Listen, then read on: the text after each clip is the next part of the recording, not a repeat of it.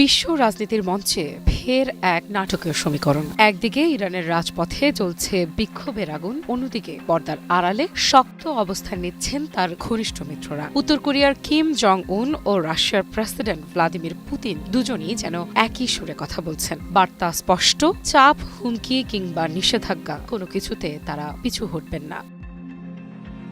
উত্তর কোরিয়ার সর্বোচ্চ নেতা কিম জং উন মানেই বিশ্ব রাজনীতিতে উত্তেজনার ঢেউ। অস্ত্রের গর্জন, ক্ষেপণাস্ত্র পরীক্ষা সবকিছুর মাঝেই এবার তিনি দিলেন এক বিস্ফোরক রাজনৈতিক ঘোষণা। কিম জানিয়ে দিলেন রাশিয়ার প্রেসিডেন্ট ভ্লাদিমির পুতিনের যে কোনো নীতি ও সিদ্ধান্তের প্রতি তার সমর্থন থাকবে নিঃশর্ত। পিয়ংইয়ং এর ভাষায় এতে কোনো শর্ত নেই কোনো আপোষ।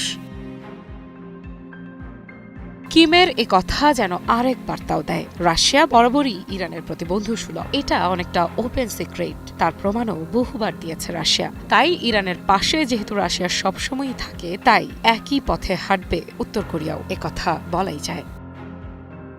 রাষ্ট্রীয় সংবাদ মাধ্যম কোরিয়ান সেন্ট্রাল নিউজ এজেন্সির বরাতে জানা যায়, পুতিনকে পাঠানো এক চিঠিতে কিম জং উন স্পষ্ট ভাষায় লিখেছেন তিনি রুশ প্রেসিডেন্টের সব সিদ্ধান্তকে সম্মান করেন এবং সর্বাত্মকভাবে সমর্থন করেন। কিমের কথায়, আপনার এবং আপনার রাশিয়ার স্বার্থে আমি সবসময় আপনার পাশে থাকতে প্রস্তুত। শুধু তাই নয়, তিনি জোর দিয়ে বলেন এই অবস্থান সাময়িক নয়, এটি স্থায়ী, চূড়ান্ত এবং অপরিবর্তনীয়।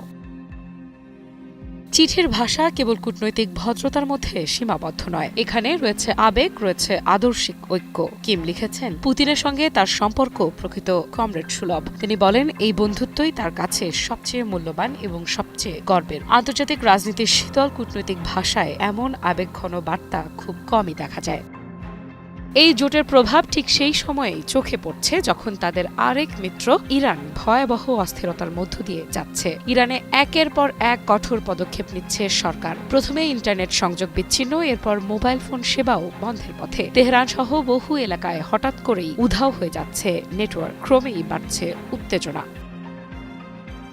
টিআরটি ওয়ার্ল্ড জানিয়েছে শুক্রবার থেকে ইরানের বহু শহরে মোবাইল নেটওয়ার্ক কাজ করছে না, ফোন কল যাচ্ছে না, বার্তা আদান প্রদান বন্ধ। সরকারিভাবে কিছু না বললেও বাস্তবে দেশটি এখন কার্যত যোগাযোগ অবরোধের মধ্যে।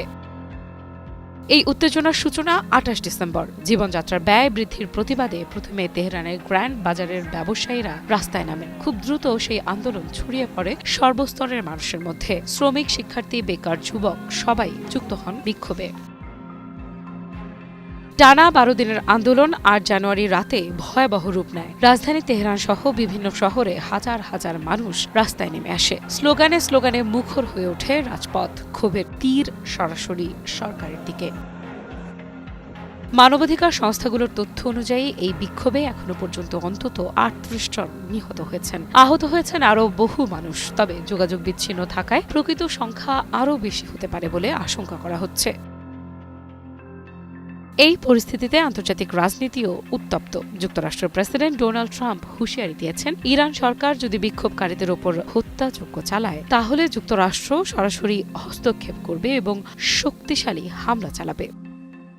সব মিলিয়ে এক জটিল সমীকরণ। একদিকে ইরানের রাজপথে ক্ষুদ্র জনতা, তাদের উস্কে দিচ্ছে পশ্চিমারা, অন্যদিকে পেছনে দাঁড়িয়ে থাকা কিম পুতিনের শক্ত জোট। প্রশ্ন হচ্ছে, এই এক জোট হুঁশিয়ারি কি শুধু বার্তার মধ্যেই সীমাবদ্ধ থাকবে, নাকি বিশ্ব রাজনীতিকে ঠেলে দেবে আরও বড় সংঘাতের দিকে? আফরিদা ইফরা, নিউজ 24।